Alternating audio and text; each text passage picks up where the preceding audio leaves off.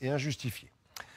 Tout à fait autre chose, un bilan très mitigé de la mise en service il y a 4 ou 5 ans des fameux PV électroniques. Vous savez, des PV qu'on reçoit à la maison qui ne sont plus attachés au pare-brise. Apparemment, de nombreux conducteurs ont été victimes de PV abusifs pour des infractions qu'ils n'ont pas commises. Patrick Ninine et Thierry Hackett. Ce chauffeur de VTC vient d'apprendre par courrier qu'il n'a plus de points sur son permis. On lui reproche plusieurs infractions. Lui affirme qu'il n'a jamais été contrôlé.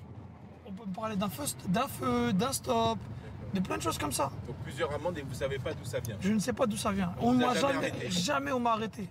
Dans le jargon policier, cela s'appelle une verbalisation à la volée. L'infraction est relevée à distance par des agents assermentés dans leur véhicule.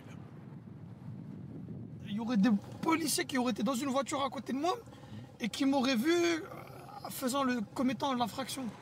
Avec le procès-verbal électronique, plus besoin d'interpellation. La contravention est établie à partir de l'immatriculation du véhicule.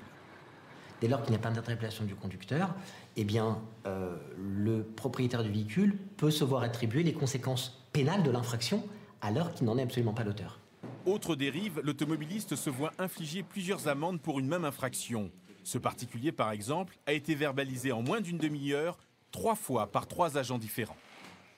3 amendes pour stationnement dangereux qui n'ont absolument pas lieu d'être, qui m'ont retiré 3 points chacune, ce qui fait 9 points directement sur mon permis de conduire. En 2015, environ 20 millions de PV ont été dressés. Seulement 7% des avis ont fait l'objet d'une contestation. Les automobilistes abandonnent tout recours.